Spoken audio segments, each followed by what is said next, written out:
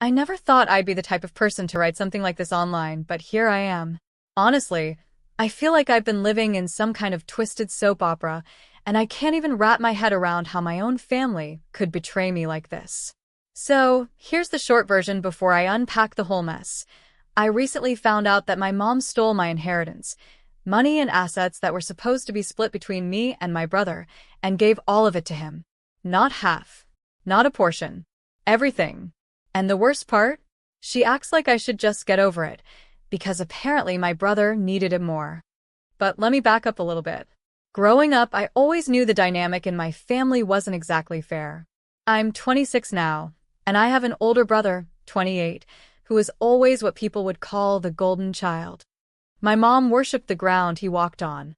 No matter what he did, skipping school, getting in trouble, even when he completely messed up his life. She always had an excuse for him. He's just going through a phase, or he'll figure it out, he's so smart, he just needs a chance. Meanwhile, I was the responsible one. The one who did her homework without being asked. The one who got good grades, who stayed out of trouble, who tried to make things easier on everyone. And what did I get for it? Barely any recognition. I remember being a kid and noticing little things. If my brother and I both came home with tests he could fail, and she'd console him with, "Oh, you'll do better next time, sweetie." But if I brought home a 95 instead of a 100, she'd say something like, "Why didn't you study harder? You could have gotten a perfect score." It wasn't just about school either. Birthdays, holidays, everything seemed to revolve around him. He got the better gifts, the bigger slice of cake, the attention. Me? I was just there. My dad was the only person who balanced things out. He noticed when my mom was being unfair, and he always made an effort to reassure me. He'd come to my school plays when she couldn't make it, he'd celebrate my achievements, and he would always tell me how proud he was. Dad was my anchor. But when Dad passed away a few years ago, everything changed. It was sudden, heartbreaking, and honestly, I don't think I've ever fully recovered from losing him. But what I didn't know then was that his passing would also open the door to the betrayal I'm facing now. Dad had set up a will. He wanted things to be fair. He wanted both his kids, me and my brother, to split the inheritance evenly. That was just who he was. Fair, thoughtful, and wanting the best for us both. And for a while, I didn't question it. I trusted that my mom would carry out his wishes. Why wouldn't she? But as I'd come to find out, that trust was the biggest mistake of my life. For a long time, I didn't think much about Dad's will. I guess I assumed everything was fine, that my mom would honor his wishes. After all, he made it crystal clear that the inheritance was supposed to be split evenly between me and my brother. But about 6 months ago, little things started to bother me. My brother, who never seemed to hold down a steady job, suddenly had money. Not just a little better than usual money. I'm talking about big purchases. He got a brand new car. Not some beat-up secondhand thing either, but a shiny new model that I knew he couldn't afford on his own. Then he moved into an apartment that was way out of his usual price range. And don't even get me started on the random expensive gadgets and nights out he started posting on social media. At first, I thought maybe he'd landed a good job and just hadn't told me. So I asked him casually, "Hey, what's up with all the upgrades? Did you finally get that IT position you were talking about?"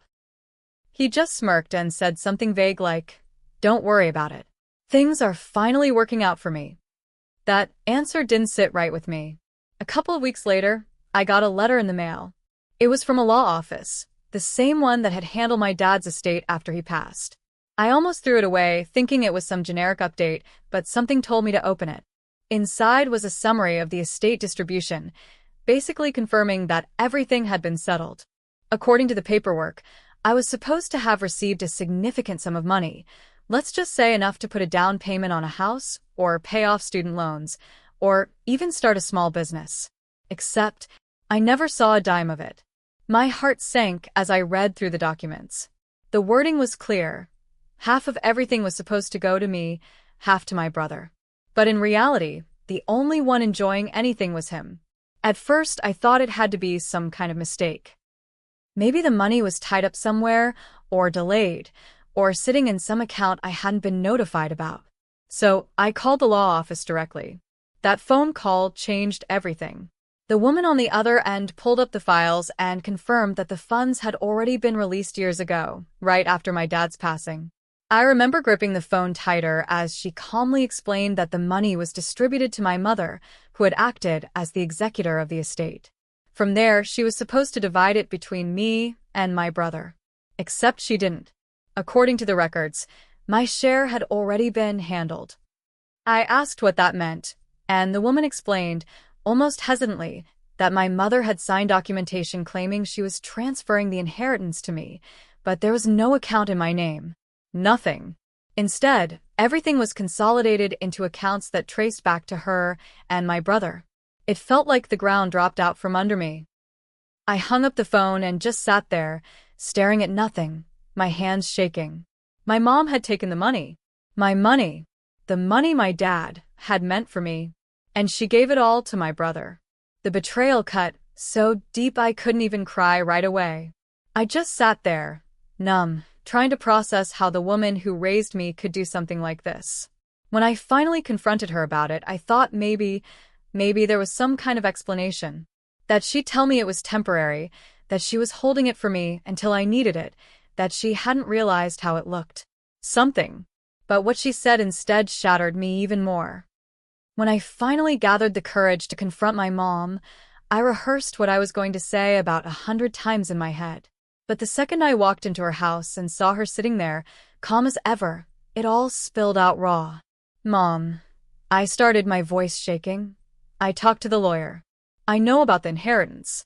I know you gave my share to Alex. She didn't even flinch. She just sighed like she'd been expecting this conversation. Sweetheart, she said, and I swear I'll never forget the patronizing tone of her voice. You don't need that money. You're doing fine. You've got a good job, you're stable. Alex isn't as lucky. He needed it more than you did. I felt like I'd been slapped. That's not the point. Dad wanted it split evenly. That was his wish. How could you just decide that what he wanted didn't matter? Her expression hardened. I did what was best for this family. Alex has been struggling for years. You know that. He deserved a chance to get on his feet. You'll be fine. I couldn't believe what I was hearing. So what? I don't matter? The fact that I worked my ass off, did everything right, means I get punished while he gets rewarded for wasting his life. That's when my brother, who had been lounging on the couch like this was just another Tuesday, finally chimed in. He smirked and said, "You're overreacting. It's just money. And honestly, I deserve it. I'm the one who needs it. You've always had it easy. You've always been Dad's favorite." That last part made my blood boil. Dad's favorite? Are you kidding me? He was the only one who didn't play favorites. Mom has always babied you, covered for you, and now she's literally stolen from me to hand everything over to you. And you don't even feel guilty. He shrugged. Why should I? It's not like you're homeless. You'll survive. The casual entitlement in his voice made me want to scream. I looked back at my mom, searching for any sign that she might feel guilty, that she might realize how deeply she'd hurt me. But all she said was, "You'll understand when you have kids of your own. Sometimes you have to make hard choices. Alex needed me more than you did. That's just the way it is." That was the moment something inside me snapped. I realized she wasn't sorry. She wasn't ever going to admit she was wrong. She genuinely believed she had the right to take what was mine and hand it to him, like my needs, my future, my father's wishes didn't matter. I walked out of that house shaking with anger, tears burning in my eyes. I couldn't even look at them anymore. My mom had stolen from me. My brother had accepted it without hesitation. And, together, they both acted like I was the selfish one for being upset about it. For days afterward, I kept replaying the confrontation in my head. My mom's dismissive tone. My brother's smug face. The way they both acted like I was making a big deal out of nothing. But it wasn't nothing. It was everything. It was my dad's legacy. It was my future. It was trust, broken beyond repair. That's when I started thinking seriously about what to do next. After that confrontation, I couldn't sleep for days. Every time I closed my eyes, I'd see my mom's calm, dismissive face and my brother's smug grin. It made my stomach twist with rage. I kept asking myself the same question over and over. What would Dad say if he knew? He had worked his whole life to make sure my brother and I had a future. He was meticulous about his finances. He'd even sat me down once and explained the importance of fairness, of making sure both his kids had equal opportunities. And yet here I was, robbed of my share because my mom decided I didn't need it. At first, I thought maybe I should just let it go. Maybe walking away was the only way to protect what was left of my sanity. But the more I thought about it, the more I realized letting it go would mean validating what they did. It would mean confirming their belief that I didn't matter. So I called the lawyer back. I explained everything I discovered, and to my surprise, she was sympathetic. She told me that technically, since I was an adult when Dad passed, my mom shouldn't have had the authority to reallocate the inheritance without my explicit consent. There might actually be grounds for legal action. But she also warned me, cases like this could get ugly. It would pit me directly against my mother and brother in court. It would cost time, money, and probably destroy what little relationship we had left. The thing is, that relationship already felt destroyed. Still, I hesitated. Because part of me couldn't stop hearing my mom's words echoing in my head. You'll understand when you have kids. Sometimes you have to make hard choices. Was I being selfish? Was I really the bad guy here for wanting what was rightfully mine? It didn't take long for the rest of the family to catch wind of the situation. My aunt, Dad's sister, called me one evening after hearing rumors through the grapevine. When I told her what happened, she was horrified. Your father would be rolling in his grave, she said, furious. That money was meant for both of you. You need to fight this. That conversation gave me some validation until other relatives started chiming in. My mom's side of the family, of course, rushed to defend her. One cousin texted me saying I was greedy and heartless for considering suing my own mother. Another relative told me I should be grateful I'm so stable and let my brother get the help he needs. I couldn't believe it. Somehow, I was the villain in their eyes, not my mom, not my brother, but me. And the worst part? My mom leaned into that narrative. She called me one night, her voice dripping with disappointment, and said, I can't believe you'd consider tearing this family apart over money. After everything I've done for you. Everything she's done for me? She stole from me. She lied to me. She betrayed my father's trust.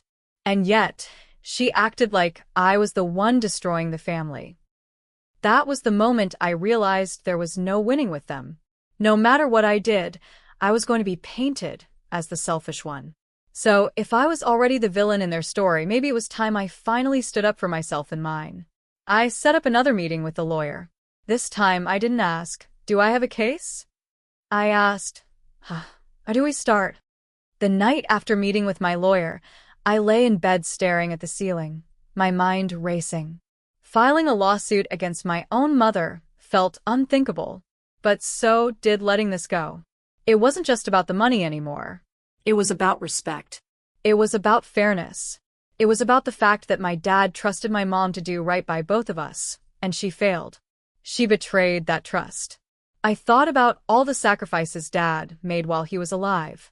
The long hours he worked, the way he scrimped and saved so that my brother and I would have opportunities he never had. He would have been devastated to know that his legacy had been twisted like this. And yet, part of me still hesitated. Because no matter how angry I was, no matter how betrayed I felt, she was still my mom. Could I really drag her into court? Could I stomach the ugliness that would follow?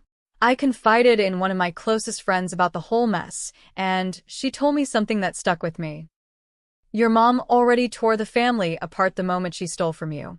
All you're doing now is standing up for yourself. That reframed everything for me. Because she was right. I wasn't the one who broke the trust. I wasn't the one who made a selfish decision and tried to disguise it as love. That was my mom. And my brother? He never once apologized. Never once admitted that what happened was wrong. He was too busy enjoying his new lifestyle, too blinded by his own entitlement to see the damage he'd caused. So here I am now, at a crossroads. I've started the process with my lawyer.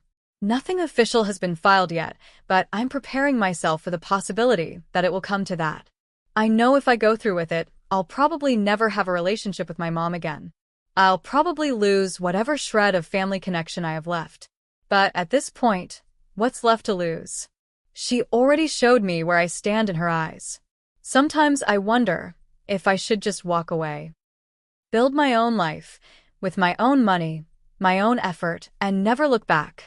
Maybe that would be the healthier option. But then I think of Dad. I think of what he wanted for me. I think of the principle of it all. And I ask myself, if I don't fight for this, am I letting her win twice? I don't know what the future holds. I don't know if taking legal action will give me closure or just open up more wounds. But what I do know is this: my relationship with my mom will never be the same. Because when she chose to give everything to my brother, she didn't just steal my inheritance. She stole my trust. She stole my sense of belonging in this family. And maybe that's something no lawsuit will ever be able to fix. So now I'm left with one final question, the one I've been asking myself every night before I fall asleep.